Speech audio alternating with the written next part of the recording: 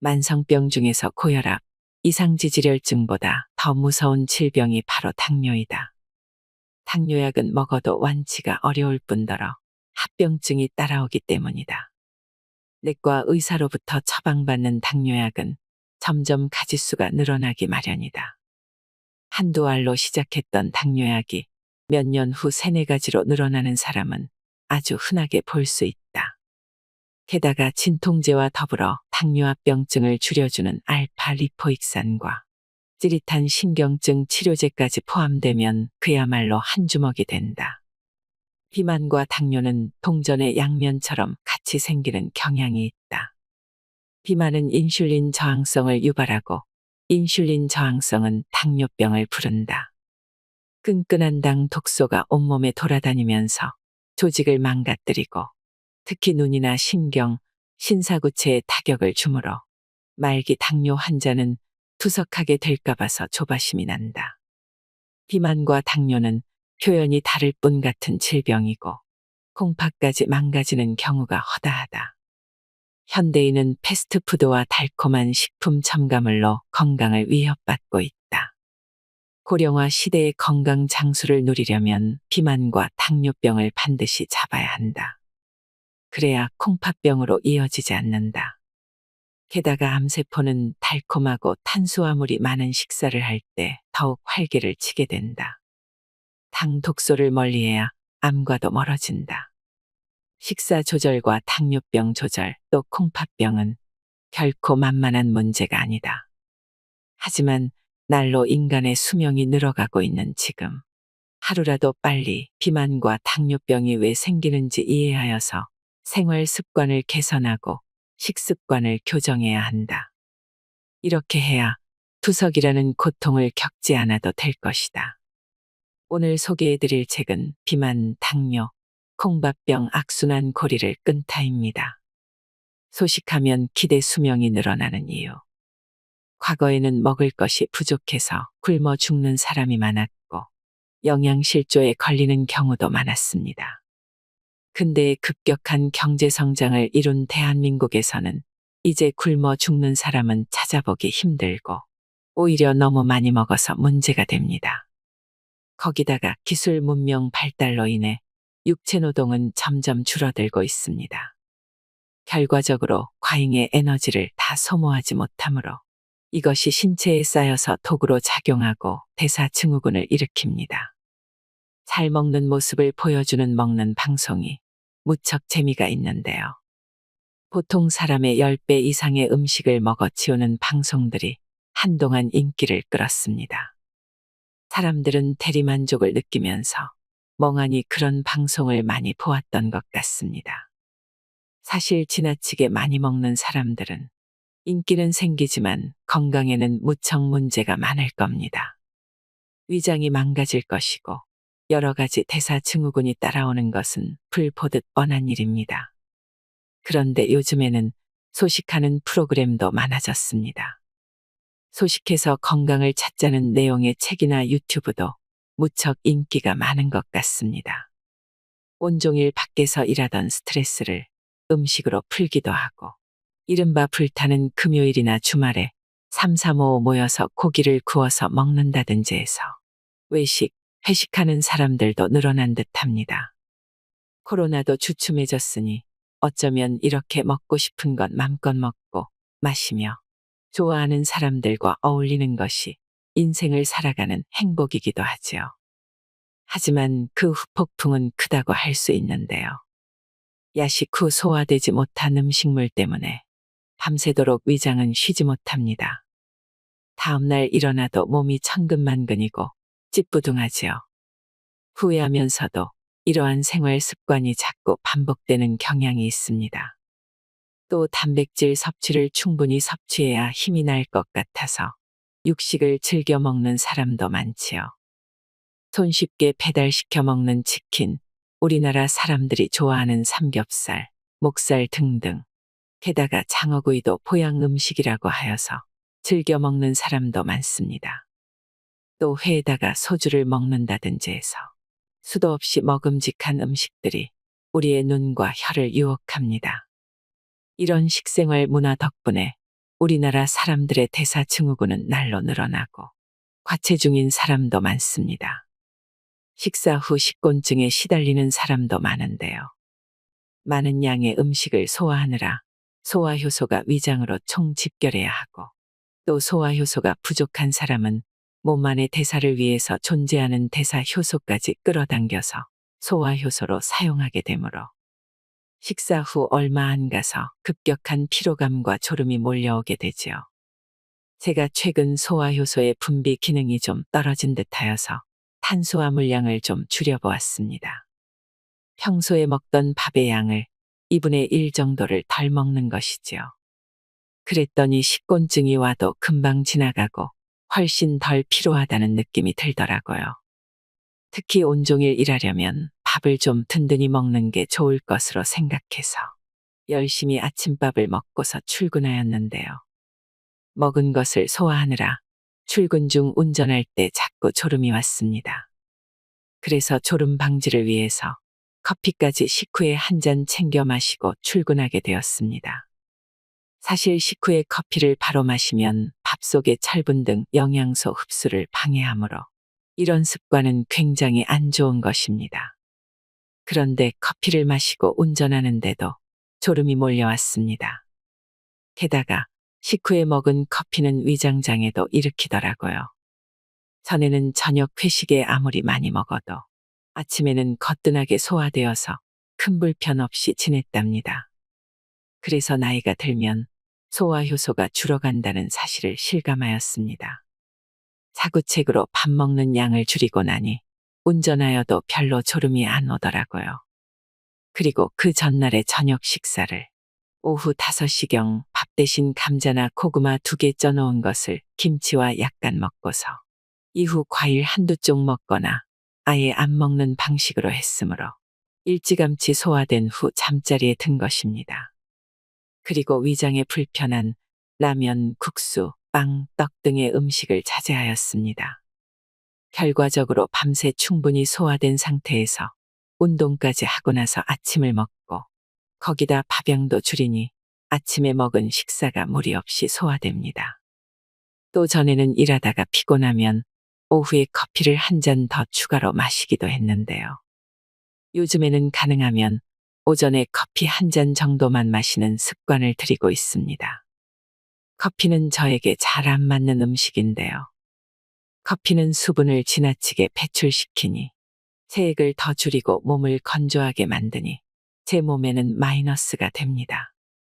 수분 보유량만큼 덜 늙는다는 말이 있습니다. 이렇게 수분을 빼앗는 커피는 아마도 노화도 촉진시킬 것입니다. 커피가 위장장애를 일으키는 데다가 건조증을 유발하니 말을 많이 하는 저 같은 경우 마른 기침을 유발합니다. 또 전에 식사를 많이 하고 잠자리에 들거나 하면 역류성 식도염도 약간 생겨서 이 때문에 마른 기침을 하기도 하였습니다. 그런데 커피와 식사량을 줄이고 가능하면 야식을 안 하는 방향으로 하니 역류성 식도염이 무척 좋아졌고요. 식곤증이 거의 없어지고 운전할 때도 졸음이 별로 안 오게 되었습니다. 덕분에 체중 감량까지 절로 되니 참 잘 선택한 것 같습니다.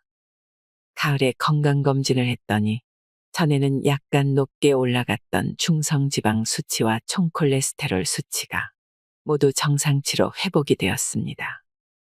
그래서 이상지질혈증이 생기는 이유가 지나친 육식 섭취에서 비롯되는 게 아니고 고탄수화물 식사에서 비롯된다는 것을 몸으로 확인하게 되었습니다.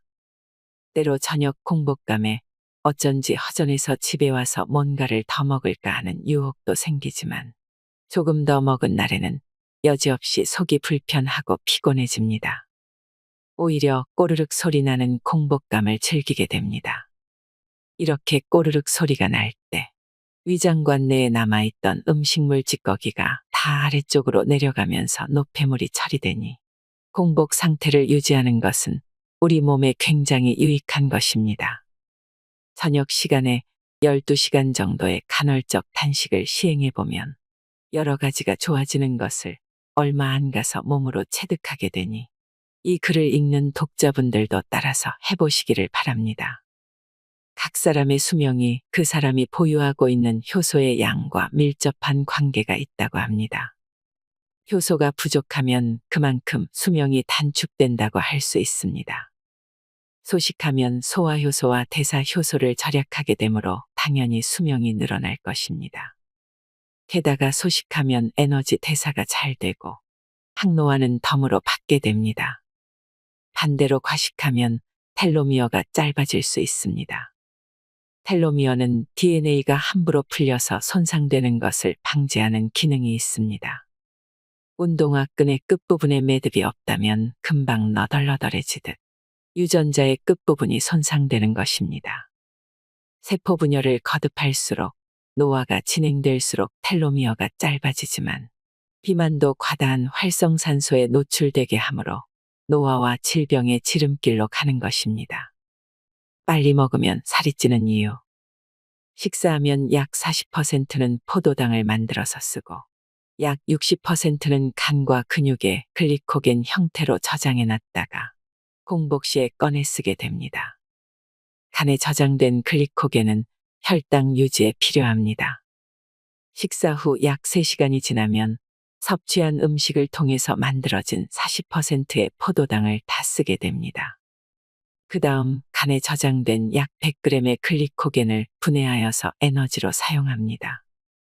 그래서 3시간마다 식사를 안 해도 혈당 유지가 되는 것입니다.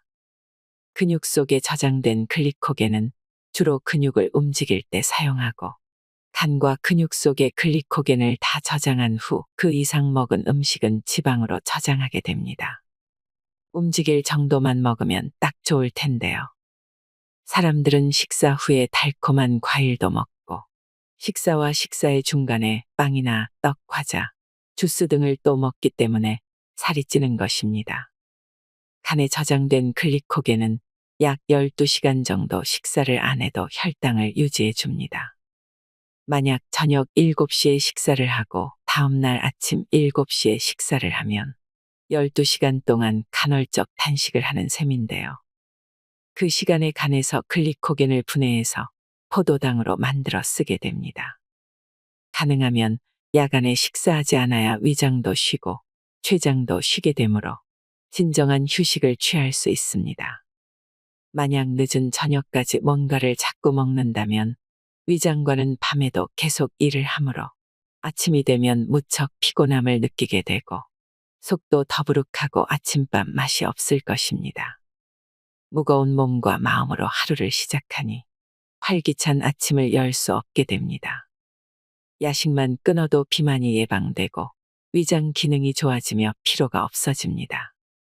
나이가 들거나 몸의 기능이 떨어지면 미토콘드리아에서 크렙스 회로를 돌리는 능력도 떨어지게 됩니다.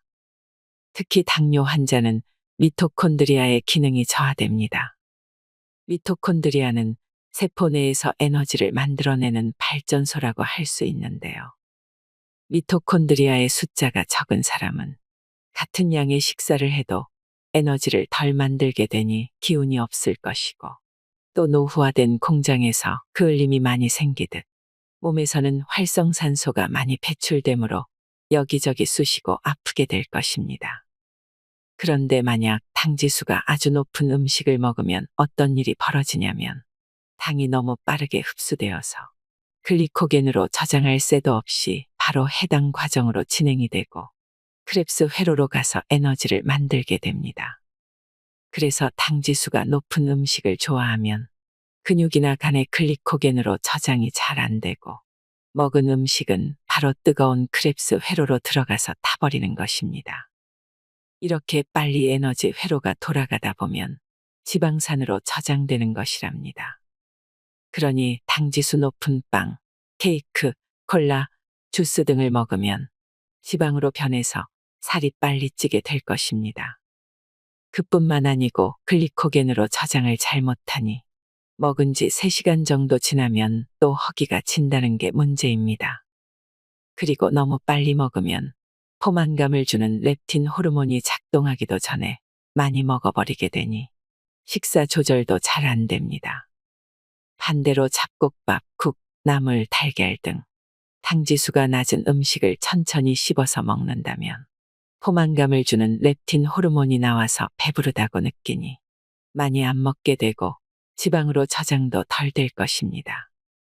하지만 바쁜 생활 때문에 학교로, 직장으로 가느라 천천히 씹어 먹을 시간도 없이 급히 끼니를 때우다 보니 소화도 안 되고 먹는 행복감을 느끼지도 못하면서 살이 점점 찐다는 게 현대인의 딜레마입니다.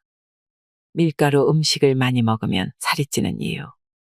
밀은 껍질을 벗기기 힘들어서 밀로 밥을 지을 수는 없고 가루를 내어서 빵을 만듭니다.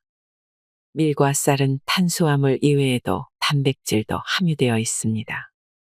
밀에는 14%의 단백질이, 쌀에는 8%의 단백질이 들어있는데요. 밀에 있는 단백질은 글리아딘과 글루테닌입니다. 밀가루를 물로 반죽하면 글루텐이라는 끈적끈적한 새로운 단백질이 만들어집니다. 수타면을 반죽할 때 많이 내려칠수록 더욱 쫄깃해지지요. 그만큼 글루텐이 더 많이 생겼다고 할 수 있습니다. 이 쫄깃한 면발의 국수가 맛은 있지만 사실 건강에 그리 좋은 것은 아니랍니다. 나이가 들면서 단백질 분해 효소가 줄어들어서 밀가루에 들어있는 글리아딘을 분해하지 못하는 사람이 많습니다. 글리아딘을 이루고 있는 277개의 아미노산 중 일부분이 독소로 작용해서 장에 균열을 생기게 한다는 사실을 아시는지요? 글리아딘은 장 상피세포의 수용체에 결합해서 조눌린의 발현을 촉진합니다. 조눌린이 과량 발현되면 장누수 증후군을 일으키게 되므로 알레르기와 자가 면역 질환의 원인이 될 수 있습니다. 밀가루 음식을 많이 먹으면 가스도 많이 차고 소화도 잘 안 되는 경우가 많고 또 아토피, 비염 등 알레르기 질환도 많이 생기는 이유가 이 때문입니다. 건강한 장 상피세포는 촘촘하므로 음식 속의 이물질이 혈액 내로 유입되지 않으나 장누수, 즉 장이 새게 되면 그곳으로 미처 소화하지 못한 찌꺼기나 식품 첨가물, 심지어 기생충까지 혈액 내로 유입됩니다. 아무리 좋은 유산균을 먹어도 장누수를 해결하지 못하면 장 건강이 회복되기 어렵습니다. 그러므로 과민성 대장증후군이나 크론시병 등 장 질환자뿐 아니고 늘 장에서 가스가 차고 변이 시원하지 않은 사람들은 밀가루 음식을 자제하는 게 좋습니다. 또 자가 면역 질환자도 마찬가지입니다. 게다가 밀은 까기가 어려워서 밀가루로 만들어 먹기 때문에 당지수가 올라가므로 비만이 되기도 쉽습니다. 그리고 고포드맵 음식으로 분류되는데요. 장내 이상 발효를 일으키기 쉽습니다. 장에 가스가 잘 차는 사람과 과민성 대장증후군, 소장 내 세균 과다 증식증이 있으면 고포드맵 식단을 줄이는 게 좋은데요. 밀가루에는 올리고당이 과량 들어있기 때문에 고포드맵 음식 재료로 분류됩니다. 그러니 빵이나 국수 등 밀가루 음식을 좋아하면 장누수 증후군에 걸리기 쉽다는 말입니다. 장에 구멍이 뚫리고 피부도 거칠어지는 원인이 되기도 합니다. 밀을 주식으로 하는 서양인들의 피부가 대체로 동양인보다 더 거친 까닭이 이러한 이유 때문이기도 합니다. 또 다른 밀가루 음식의 문제점은 미국산 밀가루 속에 함유된 브롬 독소입니다. 브롬을 밀가루에 첨가하면 반죽이 잘 부풀게 되고 심지어 하얗게 표백시킵니다. 브롬 독소가 함유된 미국산 밀가루는 가격이 저렴하므로 제과 제빵이나 국수 종류를 만들 때 많이 사용됩니다. 현재 유럽, 호주, 중국 등에서는 밀가루에 브롬을 첨가하는 것이 금지되어 있지만 유독 미국산 밀가루에는 허용되고 있는데 국산 밀가루보다 저렴하니 많이 사용되는 실정입니다. 환경 독소인 브롬은 갑상샘, 유방, 자궁, 전립선에도 나쁜 영향을 미치게 되는데요. 특히 암에 걸렸거나 암을 염려하는 사람들은 밀가루 음식을 금하는 게 좋다고 하지요. 이같이 여러 가지 이유로 밀가루 음식은 건강에 마이너스 요인이 되고 비만과 당뇨병에도 악영향을 끼치는 음식이라고 할 수 있습니다. 당뇨를 조절할 수 있는 최적의 시기. 2022년 대한 당뇨병 학회 팩트시트에 의하면 식품 첨가물의 무분별한 사용 증가로 인해서 당뇨병 전 단계인 사람들이 무려 1,497만 명으로 집계되었고 2015년 당뇨병 환자가 337만 명이었는데 526만 명으로 증가했습니다. 또 2022년 대한 신장학회 팩트시트 자료에 의하면 말기 신부전으로 투석이나 신장 이식을 받은 환자가 12만 7,068명으로 나타났습니다. 인슐린 저항성을 잡으려면 체중 감량이 필수입니다. 그래야 이소성 지방들이 사라지고 췌장, 간, 근육의 과잉 지방을 줄일 수가 있습니다.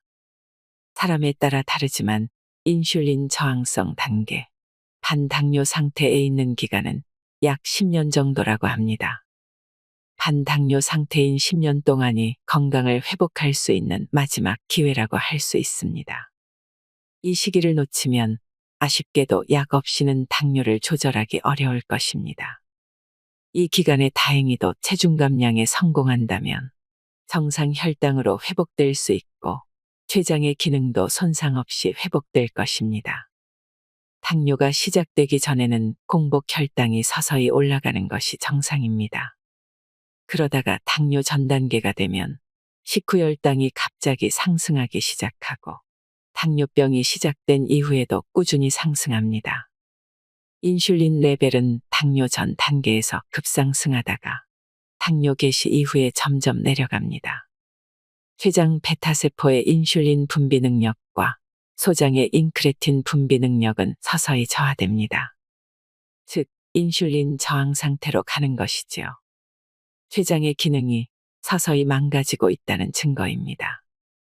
이렇게 심한 당뇨병으로 진행이 안 되고 싶다면 어떻게 해야 할까요? 당뇨를 진단받고 2에서 3년 안에 체중의 약 10%를 감량하여서 인슐린 저항성을 줄인다면 정상에 가깝게 조절될 수 있습니다. 당뇨 진단 후 2에서 3년간이 당뇨를 정상으로 돌릴 수 있는 최후의 골든타임이라고 합니다. 이 시기를 놓친다면 약 없이 정상 혈당으로 조절할 수 있는 마지막 기회를 영영 잃게 되는 것입니다. 지방이 없어야 할 근육에 엉뚱하게도 지방이 끼게 된다면 인슐린 수용체의 오류가 잘 생기게 됩니다. 근육에 쌓인 지방은 인슐린 저항성이 생기기 때문에 근육 조직 내의 지방량 증가가 가속이 붙게 되고 체중이 점점 늘어나게 될 것입니다. 이러한 상태가 되면 근육은 힘을 잘못 내면서 살만 찌는 상태라고 할 수 있지요. 식후 혈당을 잘 조절하려면 근육량을 늘리는 게 제일 좋은데요. 식후 30분에 30분 운동을 하면 지방량이 줄어들고 혈당 조절이 잘 될 확률이 높아집니다. 근육량을 늘리거나 운동을 하게 되면 인슐린 저항성이 줄어들게 됩니다. 식후 혈당 조절의 핵심은 근육이 당을 많이 소비하도록 하고 췌장에서 이상 인슐린 분비가 잘 되도록 관리하는 것입니다. 10년의 반당뇨 상태를 지나면 거의 당뇨병이 생기는데요. 췌장의 인슐린 분비 능력이 떨어지기 때문입니다. 그런데 당뇨를 10년 정도 앓게 되면 당뇨약으로도 조절이 안 되는 시기가 옵니다. 바로 당뇨 합병증이 찾아오는 시기입니다. 당뇨 4단계라고 할 수 있습니다. 식사 조절과 운동요법, 그리고 당뇨에 도움을 주는 질 좋은 제품을 챙겨 먹는 최적기는 언제일까요? 가장 좋은 시기는 반당뇨 상태에 있을 때입니다. 그 다음은 당뇨 진단을 받고 2에서 3년 이내입니다. 그 다음은 당뇨 진단 후 2에서 3년 이후입니다. 그 다음은 당뇨약으로 당 조절이 안 될 때가 오는 것입니다. 가장 늦었다고 생각될 때가 가장 빠른 시기라는 말이 있습니다. 온몸의 기능을 서서히 망가뜨리는 괴로운 당뇨병. 더 늦기 전에 돌아보아야 합니다. 당독소는 왜 위험한가? 고소한 빵, 향기로운 커피, 숯불에 막 구워낸 바비큐. 이러한 음식을 좋아하시나요? 삶아서 조리한 음식보다는 고온, 고열에서 튀기거나 구운 방식으로 조리한 음식은 트랜스 지방이나 벤조피렌 같은 발암물질도 많이 생기지만 당독소도 많이 생성되므로 건강에 해롭습니다. 당독소란 당과 단백질이 결합한 형태입니다. 당독소가 많이 생긴다면 우리 몸을 구성하고 있는 단백질의 기능이 상실되어 버리는 것입니다. 즉, 당독소가 생긴다면 우리 몸의 기능이 상당 부분 제대로 돌아갈 수 없다는 것을 알 수 있습니다. 심하게 표현한다면 우리 몸이 설탕물에 절여진다고나 할까요? 처음에 만들어진 당독소는 가역적이라서 서로 결합했다가 다시 떨어지기도 합니다. 하지만 메틸글리옥살, 글리옥살과 결합하게 되면 비가역적이라서 처음으로 돌아가지 못합니다.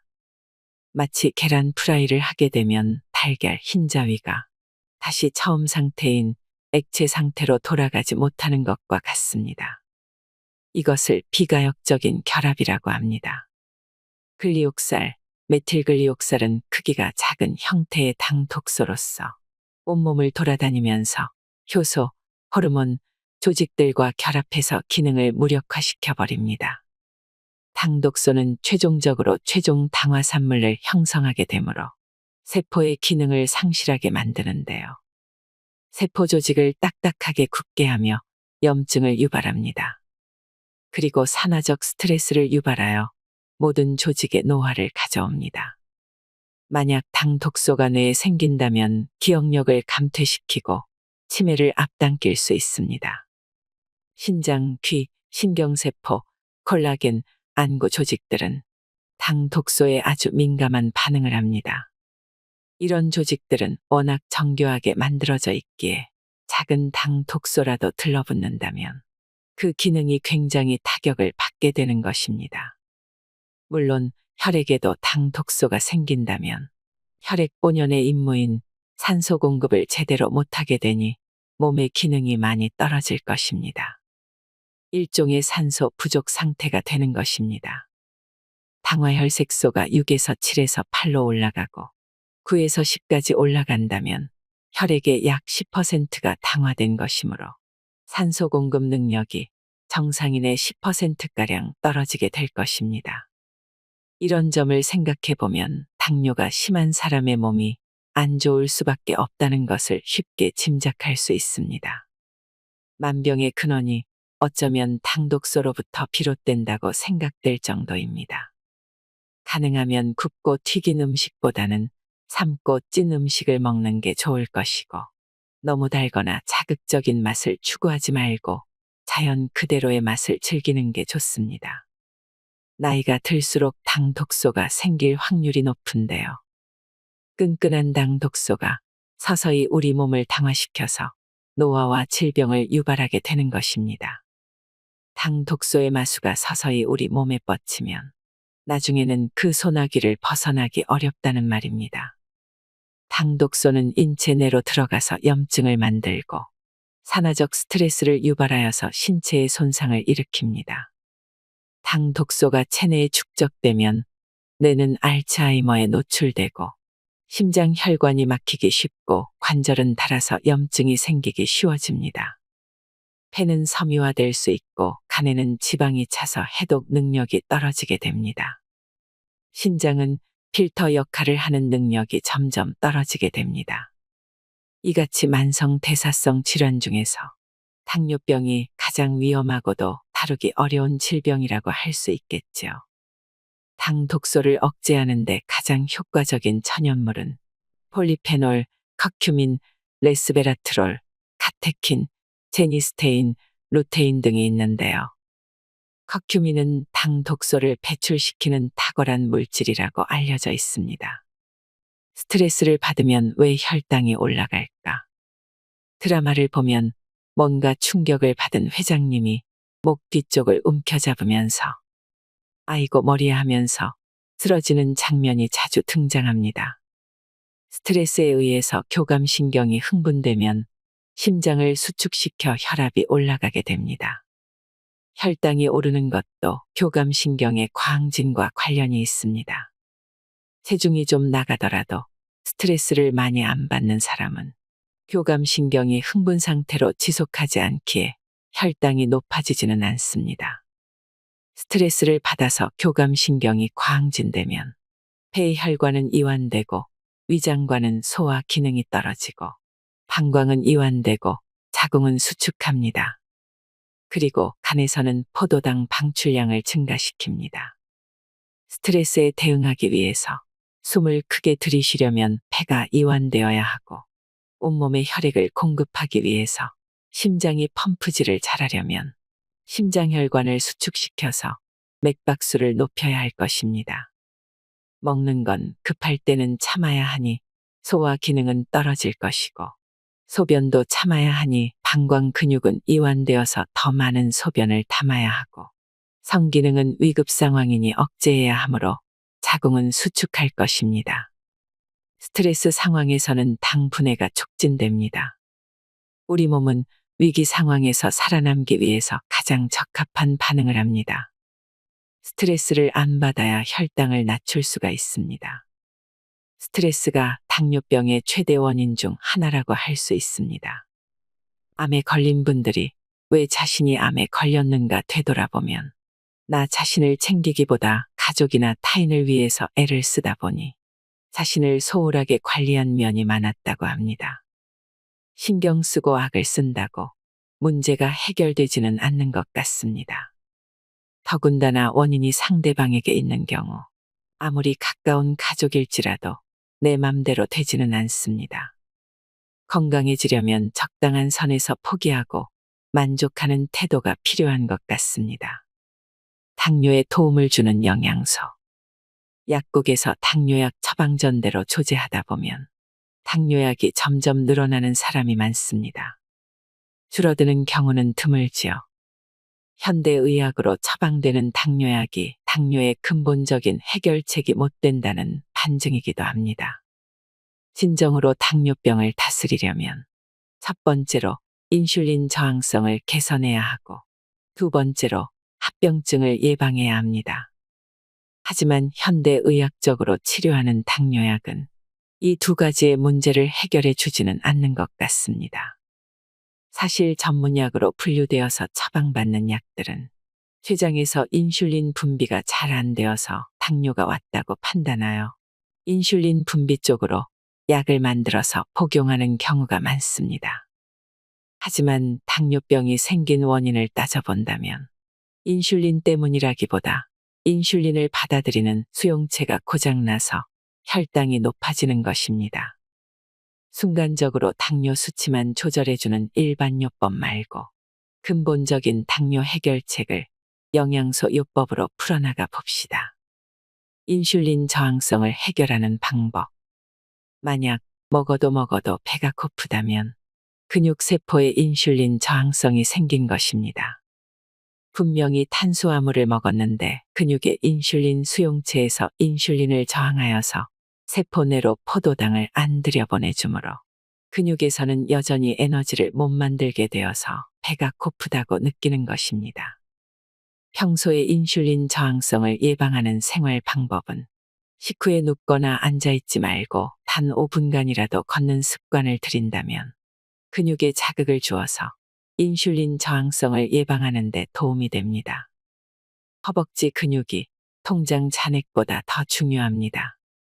부지런히 움직이고 혼식하고 소식하는 습관이 중요하지요. 과당이 많이 포함된 달콤한 과일이나 액상과당이 첨가된 음식은 조금만 먹는 게 좋습니다. 특히 저녁을 적어도 7시 이전에 먹는다면 충분히 소화시키고 난 후 잠자리에 들게 되어서 움직이지 않는 밤 시간대에 지방이 체내에 축적되는 것을 방지할 것입니다. 저녁에 소식하고 충분히 소화된 후에 잠이 드는 습관은 당뇨병뿐만 아니라 비만도 예방하는 방법이 건강을 지키는 최고의 선택이라는 생각이 듭니다. 나이가 들어갈수록 소화 효소가 점점 적게 나옵니다. 대신 활동량은 줄어들지요. 젊은 시절 먹던 양을 다 먹으면 위장에 부담되고 옆구리 살만 자꾸 붙어갑니다. 나이 먹을수록 식탐은 버리고 활동할 정도로만 소식하는 것이 좋습니다. 당뇨에 도움이 되는 미네랄. 마그네슘. 인슐린이 수용체를 만나면 인산화 과정을 거치게 되는데요. 이 인산화 과정에서 필수 미네랄이 바로 마그네슘입니다. 그리고 마그네슘은 포도당 수송 단백질의 조효소가 되므로 마그네슘이 결핍되면 당뇨합병증, 즉 신장, 눈, 당뇨병성 신경병 등이 증가할 수 있습니다.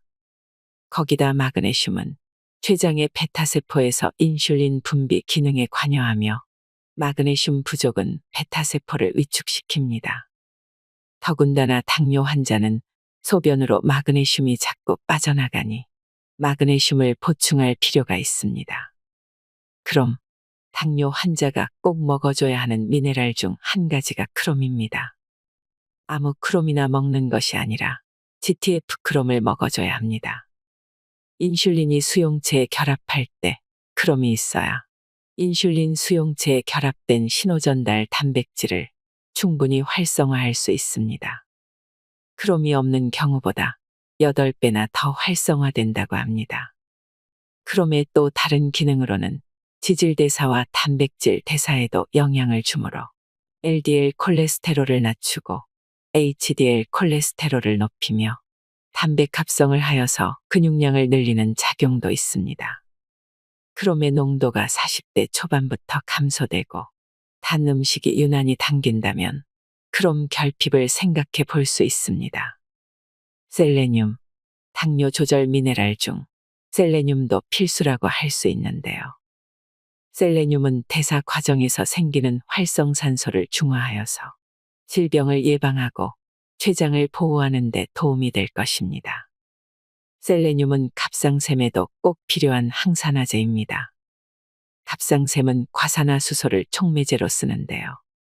사용 후 남는 과산화수소가 활성산소로 작용하므로 이것을 셀레늄의 항산화 효과로 청소해 줍니다. 그래서 갑상샘 질환을 앓는 분에게는 셀레늄이 필수적인 영양소라고 할 수 있습니다. 셀레늄은 항암 작용도 있는데요. 고용량의 셀레늄은 암의 발생과 성장을 억제한다는 효과가 입증되었습니다. 전립선암, 대장암, 폐암, 간암, 유방암, 췌장암 등의 효과가 좋습니다. 셀레늄이 암세포의 DNA 가닥을 끊고 세포 사멸을 유도하는 등 암세포의 성장 메커니즘에 관여합니다. 아연, 아연은 인슐린 합성과 촉매작용에 중요한 역할을 하는데요. 이처럼 당뇨를 조절하는 작용 외에 아연도 마그네슘처럼 300여 가지의 조효소 역할을 합니다. 아연은 세포 분열에 작용하여서 DNA, 단백질, 콜라겐 합성에 관여합니다. 게다가 미각을 풍부하게 하는 작용이 있는데요. 미각을 잘 못 느끼는 사람의 60%가 아연 결핍으로 인해서 유발된다고 합니다. 그리고 아연은 T세포를 활성화해서 분화 조절에 영향을 주므로 면역기능 유지에도 도움을 주고 뇌에서 신경 전달 물질 생성에도 필요하고 태아의 성장과 발달, 모유의 생산에도 도움을 줍니다. 이처럼 팔방미인 아연은 남성의 전립선 건강과 성호르몬 생성에 필수 인자이므로 충분히 복용하면 여러모로 좋습니다. 비타민 B군은 크렙스 회로를 돌려주는 데 필요하고 당뇨약을 먹을 때 결핍되기 쉬운 영양소를 보충해 주는 데 필요합니다. 즉 당뇨약을 먹으면 비타민 B군이 부족하게 됩니다. 이렇게 마그네슘, 아연, 비타민 B군은 체중을 감량할 때나 당뇨병이 있는 사람들에게도 꼭 필요한 성분입니다. 당뇨와 비만에 도움이 되는 식품. 다이어트와 당뇨 조절의 가장 기본적인 원리는 두 가지입니다. 지방의 축적을 방지하고 이미 쌓여있는 지방을 분해하는 호르몬을 활성화하는 것입니다. 알고 보면 너무나 상식적인 방법이지요. 지방 축적을 예방하고 지방 분해를 촉진하면 됩니다. 바나나. 바나나 속의 코로솔산은 인슐린 저항 상태인 세린인산화를 티로신 인산화로 바꿔주기에 가장 적합한 성분입니다. 바나바는 아열대 지방의 천연 약용 허브 식물로서 90년대 이후 일련의 연구를 통해 잎의 혈당을 낮추는 코로솔산이 다량 함유되어 있음이 밝혀졌습니다. 동남아 전 지역에서 비만, 당뇨 등을 치료하는 용도로 오래전부터 민간에서 사용되었습니다. 코로솔산은 동물 실험과 임상 실험을 통해 이형 당뇨병 환자들의 혈당을 감소시키는 효과가 증명되었습니다. 현재 처방되고 있는 당뇨약들은 오로지 혈당을 떨어뜨리는 데에만 효과를 발휘하는 약들이 많고 지방 제거와 췌장의 기능을 살려주는 기능은 부족합니다. 반면 코로솔산은 인슐린 저항성을 가진 제2형 당뇨병에 대하여 인슐린 민감성을 회복하고 췌장의 베타세포 기능을 살리는 데 매우 유용한 성분입니다. 당뇨 중에서 좀 더 비만한 당뇨에 코로솔산이 도움이 될 터인데요. 근육세포와 지방세포의 수용체에 관여합니다. 신께서 당뇨병에 취약한 사람들을 위해서 그들 주변에 바나바를 나게 하셨다는 생각이 들기도 합니다. 여주의 성분인 카란틴이 도움이 됩니다.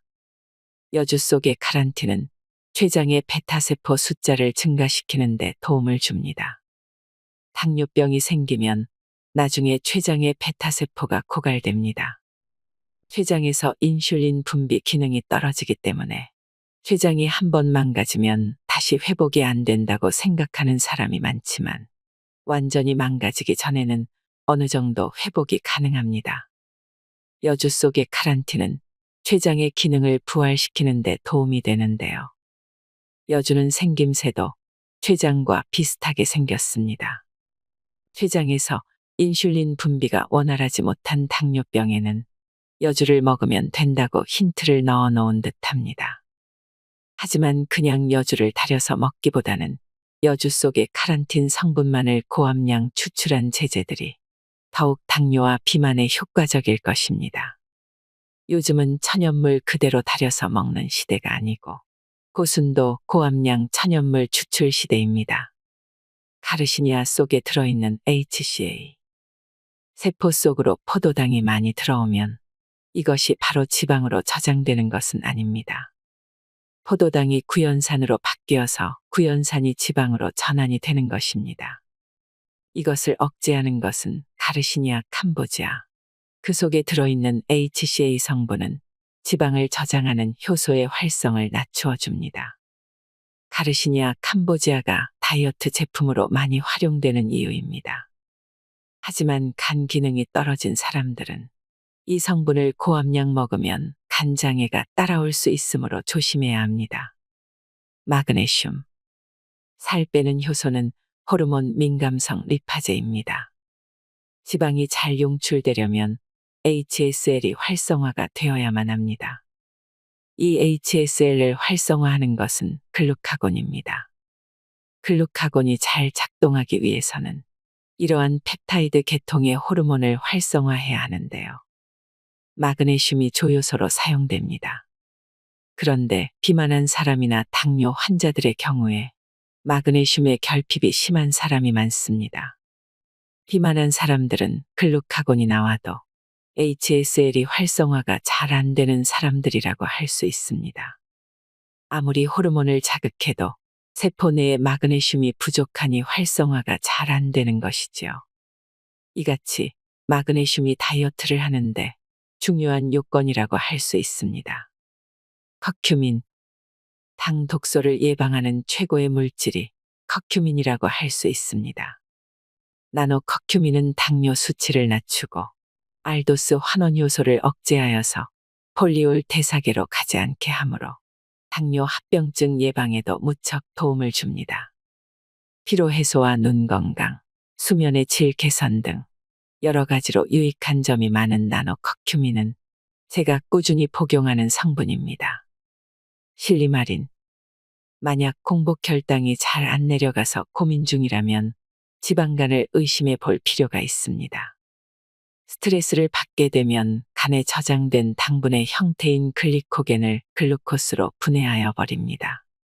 지방간이라면 이런 현상이 더 가중되는 것입니다.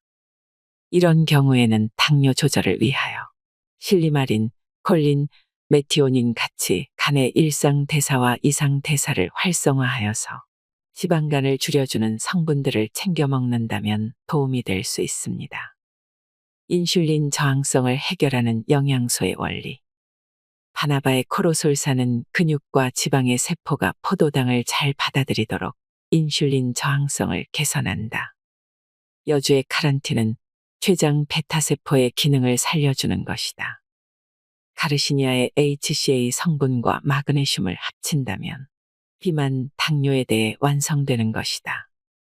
위 세 가지 방법이 인슐린 저항성을 극복하고 글루카곤의 작용을 극대화하는 영양소 요법입니다. 건강을 잘 가꾸면 병이 잘 생기지 않지만 이와 멀어지면 병은 유발됩니다. 우리가 건강하지 않은 이유는 건강에 관심을 가지지 않았기 때문입니다. 이 책은 우리 몸에서 비만과 당뇨가 생성되는 원인과 해법을 명쾌하게 제시하고 있습니다. 우리나라도 초고령화 사회를 앞두고 있으며 많은 분이 만성질환을 피하기 쉽지 않은 상황입니다. 고령화 시대의 건강 장수를 누리려면 비만과 당뇨병은 반드시 잡아야 합니다. 의학의 발달로 인해 좋은 약이 많이 만들어졌지만 당뇨약은 눈으로 보이는 수치만 조절할 뿐이고 홍파병에는 마땅한 약도 없습니다. 단순하게 병원 진료와 처방 의약품으로만 치료하는 것이 아니라 우리 몸의 구조에 대해 이해하고 비만과 당뇨의 원인과 해법을 알고 건강한 삶을 살 방법을 공부해야 합니다. 오늘 말씀드린 여러 가이드를 그대로 따라만 해도 몸이 변하고 있다는 것을 느낄 수 있을 것입니다. 이상으로 인생의 품격이었습니다. 하루하루 당신의 품격이 더 빛나길 바랍니다.